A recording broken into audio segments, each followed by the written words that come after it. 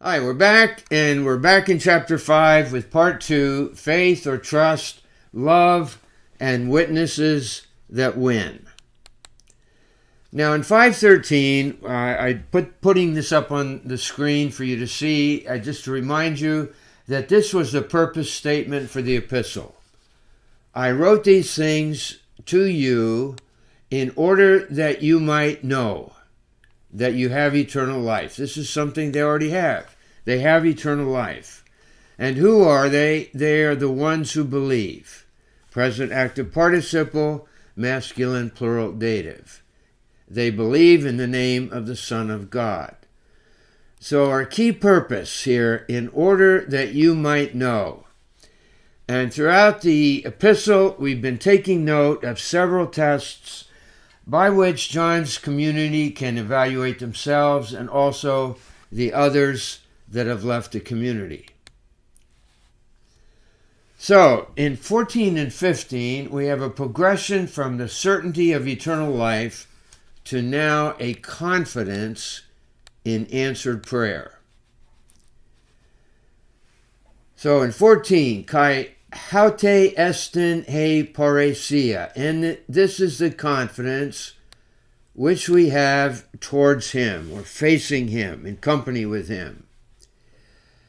Because whatever we should ask, now itomatha, present, middle subjunctive, first person plural, middle voice, we should ask, meaning for ourselves, kata ta thelema autu, according to his will, he hears us.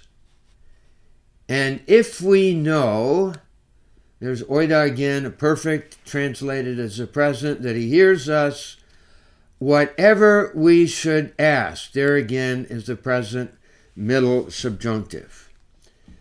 We know that we have, now ta itemata, that's a plural neuter accusative.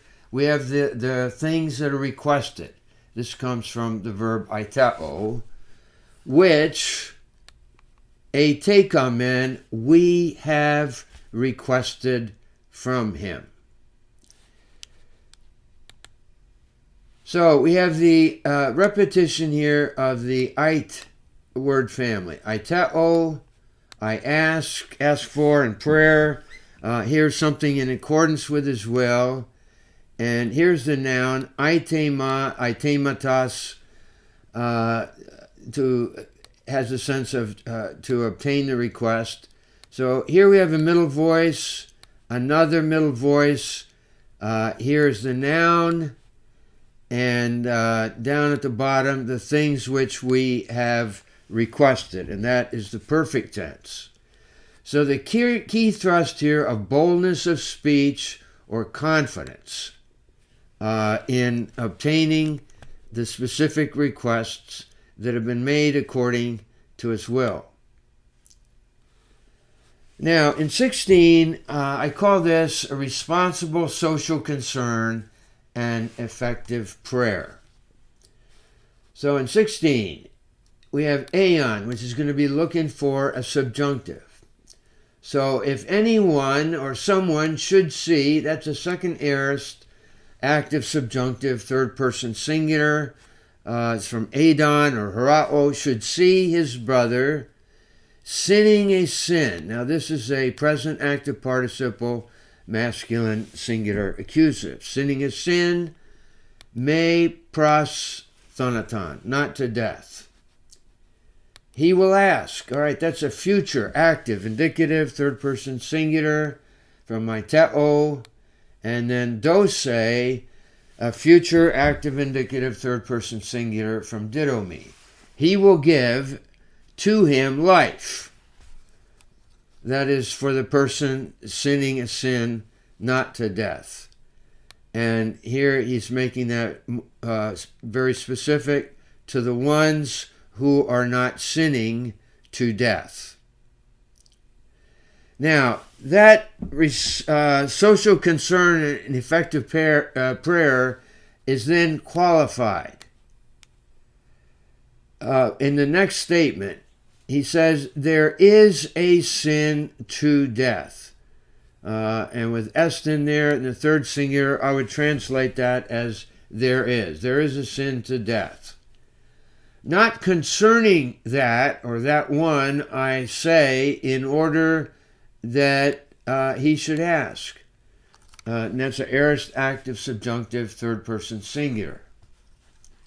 17, all unrighteousness, here we have unrighteousness there, is sin.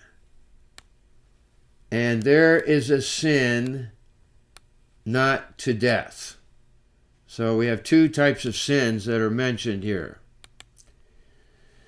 Now, the first thing to notice here, there's a double cause effect between seeing a brother or sister sinning, a sin not to death, and then prayer for him or her, prayer for the sinning brother or sister, then will lead to life. So the first cause is you see the effect it leads to asking, and then another effect of asking is that God will give. And in both times, we have the qualification here, not to death. So notice here a double cause-effect relationship here. Here's a cause that leads to this effect that then becomes a cause that leads to the other effect here.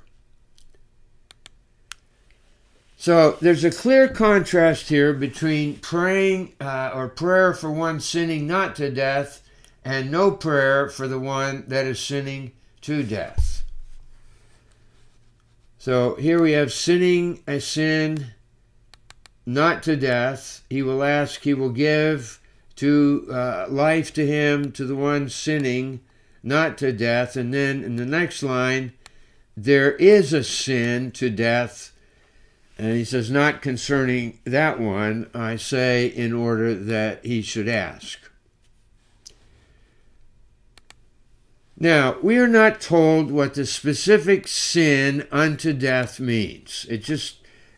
We're not told in this text, for which prayer is not to be made for this person. From the letter itself, we can only surmise that it has to do with the heretics or the schismatics or the antichrists who had left the community after creating doubt and distrust and had left much devastation in their wake.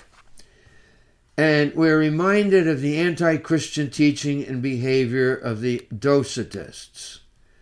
And with them, there was a denial of the incarnation, a denial that Jesus is the Messiah and Son of God. They are labeled as spirits, false prophets, and antichrists.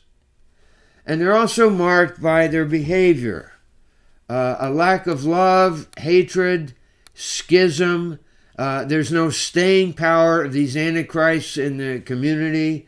There's division, and the false teachers have been making proud claims, if we should say, or the one who says, I love God and hates his brother. I mean, that's a claim that's made that is countered by actual behavior.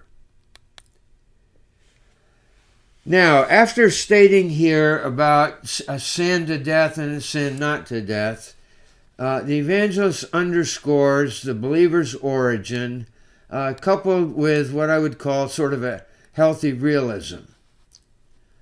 We know that everyone who has been born, that's a perfect middle passive participle masculine singular nominative from genao. Each one who has been born from God does not sin. Again, present tense, does not practice sin. But the one who was born from God, and I see this as reference to Jesus, keeps him. And the evil one, aptatai, is not able to touch him. We know that we are from God. Here's confidence again. And we also know that the whole world, paneroi ketai, the whole world rests or lies in the evil one. Now, the verb hupto, in the middle voice, huptatai, the evil one cannot harm him. Lexicon even translates this, cannot even touch him. Realism is conveyed in the affirmation that the evil one cannot harm a believer. That's what he's saying. The evil one cannot harm him in any kind of ultimate sense. But that's coupled with the reality that the entire world lies in the evil one. Now, the verb kamai that we find there, it means to find oneself or to be in a certain state or condition or to be dependent upon.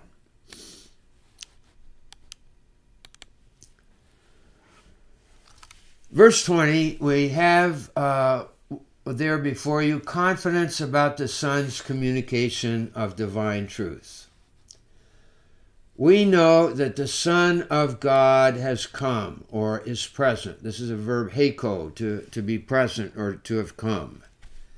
And has given to us, dedoken, perfect active indicative third person singular, has given to us a mind, dianoion, hina genoskomen, in order that we might know that which is true, or the true one. Genoskomen is a present active subjunctive, first person plural, and we are in the truth, or in that which is real, in his Son, Jesus Christ. This is the true God, and this is in direct reference to Jesus Christ and eternal life.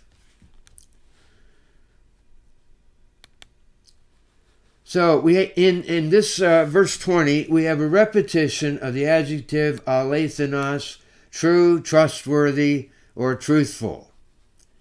And let's take a look at the text here. In order that we might know, and hear that which is true, and that is what the believers know. In the next line, we are in the truth, meaning that which the believers live in. And what is this truth? In his Son, Jesus Christ, and this is the true God, Jesus, who is the truthful God, and eternal life.